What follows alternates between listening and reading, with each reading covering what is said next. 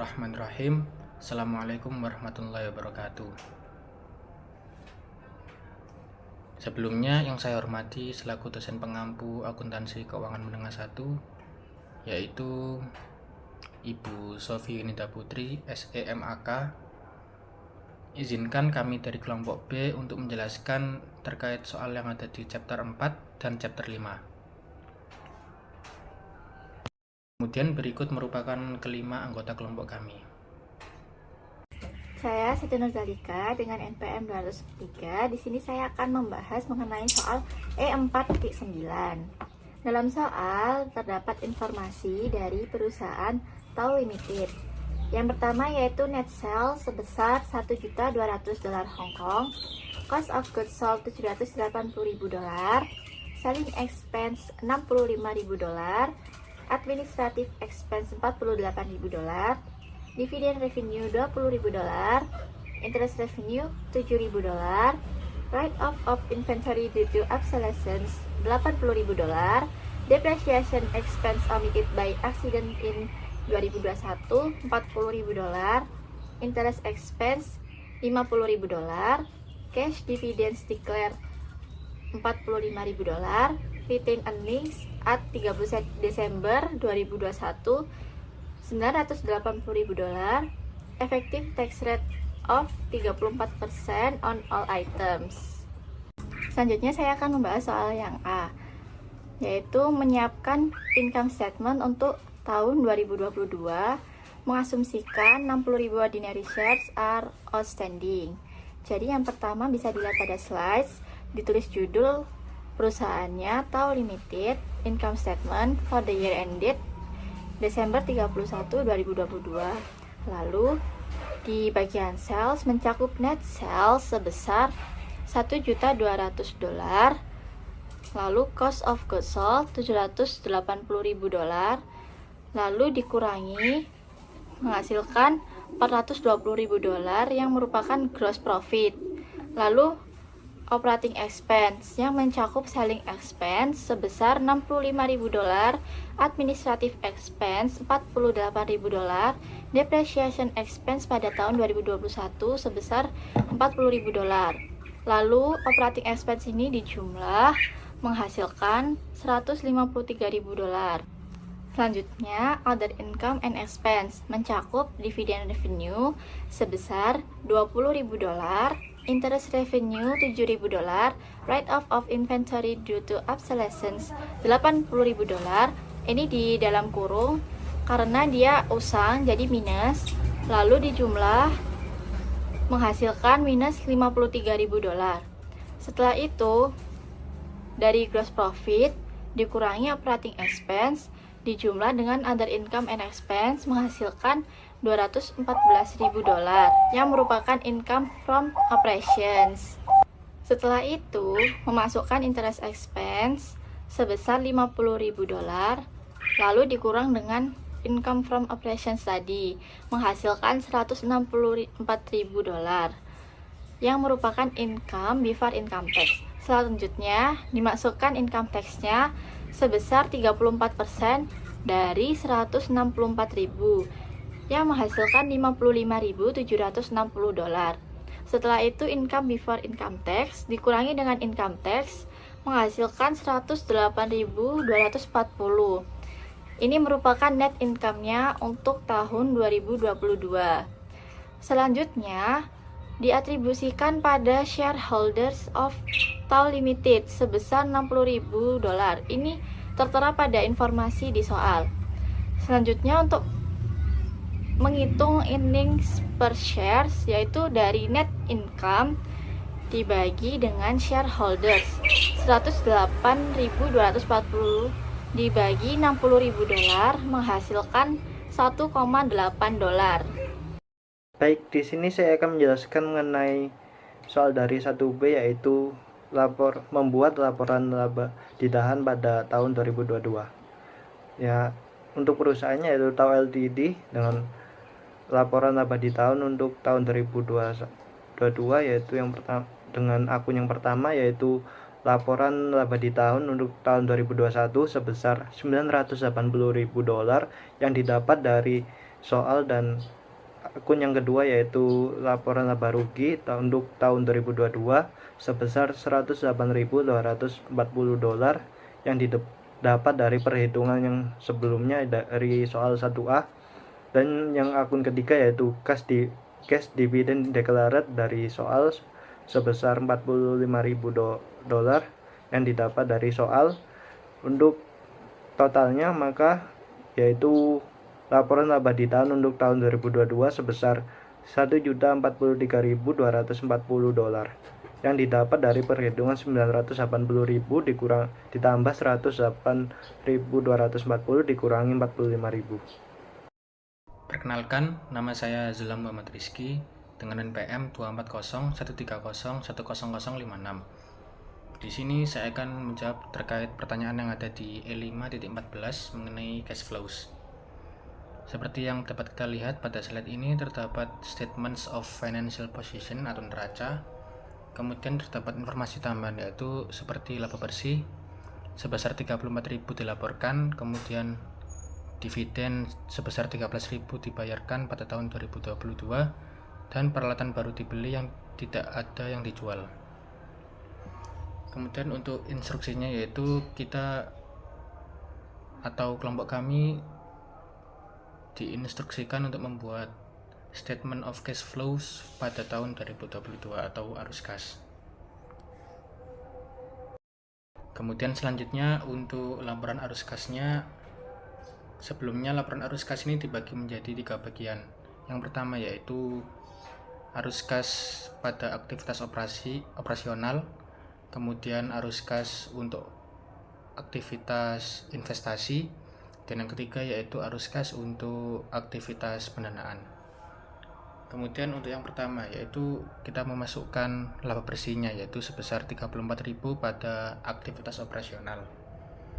Kemudian selanjutnya yaitu terdapat aktivitas operasional lainnya seperti beban depresiasi, kemudian peningkatan pada akun piutang, kemudian juga peningkatan pada akun utang usaha. Kemudian untuk beban depresiasi ini menambah sebesar 6.000, kemudian peningkatan pada akun piutang mengurangi 3.000 karena kita belum mendapatkan yang harusnya kita dapatkan karena sifatnya yaitu piutang, yaitu masih pada orang lain uangnya. Kemudian peningkatan pada akun utang sebesar 5.000 karena apabila utang itu kita menambah kas pada perusahaan kita, tetapi kita juga jangan melupakan untuk membayarnya suatu saat nanti. Kemudian 6.000 dikurangi 3.000 ditambah 5.000 menghasilkan 8.000. Kemudian untuk laba bersihnya ditambah 8.000 yaitu sebesar 42.000, yaitu kas bersih untuk aktivitas operasional. Kemudian arus kas untuk aktivitas investasi, yaitu ada seperti pembelian untuk peralatan sebesar 17.000. 17.000 ini mengurangi karena kita membeli peralatan, tentunya kita menggunakan kas kita untuk membelinya, jadi berkurang sebesar 17.000. Kemudian ada arus kas untuk aktivitas pendanaan, yaitu seperti issuance of common stock sebesar 20.000. Kemudian adanya pembayaran untuk dividen sebesar 13.000. Karena kita membayar dividen maka kita menguranginya, itu sebesar 13.000. Kemudian 20.000 kita kurangi 13.000 mendapatkan hasil 7.000, yaitu adalah kas bersih untuk aktivitas pendanaan sebesar 7.000. Kemudian untuk peningkatan kas bersih yaitu kita dapatkan dari 42.000 pada aktivitas operasional, kemudian kita kurangi 17.000 pada aktivitas investasi, kemudian kita tambah 7.000 pada kas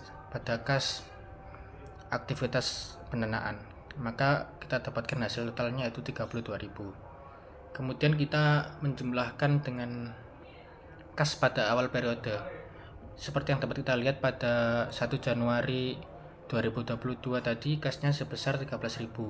Maka kita masukkan ke dalam kas pada awal periode yaitu sebesar 13.000. Kemudian kita jumlahkan dari 32.000 ditambah 13.000 menghasilkan 45.000, yaitu adalah kas pada akhir periodenya.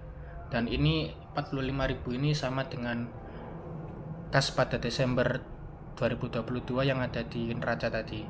Maka dapat kita simpulkan untuk arus kas ini, untuk kas masuk dan keluarnya kita bisa simpulkan benar untuk peningkatan kas atau pengurangan kasnya. Sekian penjelasan dari saya. Apabila ada salah kata mohon dimaafkan. Terima kasih. Perkenalkan, nama saya Muhammad Akbar Maulana dengan PM akhir 377. Di sini saya akan menjelaskan tentang materi Statement of Financial Position. Pertama, di sini ada aset lancar. Yang pertama ada cash berjumlah 360.000 euro. Selanjutnya ada notes receivable berjumlah 445.700 euro. Selanjutnya ada inventory berjumlah 239.800 euro. Selanjutnya ada prepaid expense berjumlah 87.920 euro. Selanjutnya ada trading securities berjumlah 121.000 euro. Selanjutnya ada income taxes receivable berjumlah 97.630 euro. Jadi total dari aset lancar berjumlah 1.352.050 euro. Soalnya ada aset tidak lancar. Pertama ada land atau tanah berjumlah 480.000 euro. Selanjutnya ada building berjumlah 1.640.000 euro. Selanjutnya ada lease accumulated depreciation building berjumlah 270.200 euro.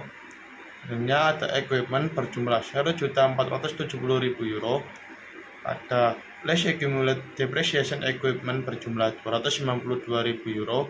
Ada goodwill berjumlah 125.000 euro. Jadi total dari aset tidak lancar adalah 3.152.800 euro. Jadi total dari aset adalah aset lancar ditambah dengan aset tidak lancar yang berjumlah 4.504.850 euro. Perkenalkan, saya Sekar Karwifiden 1 dengan NPM 22013010015. Di sini saya akan menjelaskan pada bagian kolom liabilitas dan ekuitas. Pada kewajiban lancar terdapat utang usaha senilai 490.000 euro, utang wesel kepada bank sebesar 265.000 euro, pajak penggajian sebesar 177.591 euro, utang sewa jangka pendeknya senilai 45.000 euro, utang pajak penghasilannya senilai 98.362 euro, sehingga total kewajiban lancarnya yaitu 1.075.953 euro. Untuk kewajiban tidak lancarnya terdiri dari utang obligasinya senilai 285.000 euro, utang wesel tanpa jaminannya senilai 1.600.000 euro, dan kewajiban sewa jangka panjangnya senilai 480.000 euro. Jadi total kewajiban tidak lancar yaitu 2.365.000 euro. Untuk total liabilitasnya yaitu total kewajiban lancar ditambahkan dengan total kewajiban tidak lancar, sehingga hasilnya yaitu 3.440.953 euro. Untuk ekuitasnya ada modal saham biasa dengan nilai nominal 1 euro per saham yaitu 200.000 euro. Modal saham preferen dengan nilai nominal 10 euro per saham senilai 150.000 euro. Laba ditahannya senilai 713.897 euro, sehingga total ekuitasnya yaitu 1.063.897 euro. Sehingga total liabilitas ditambah dengan ekuitasnya yaitu 4.504.850 euro. Sekian penjelasan dari kelompok kami, kelompok B. Apabila ada kekurangan atau kesalahan, mohon dimaafkan. Wassalamualaikum warahmatullahi wabarakatuh.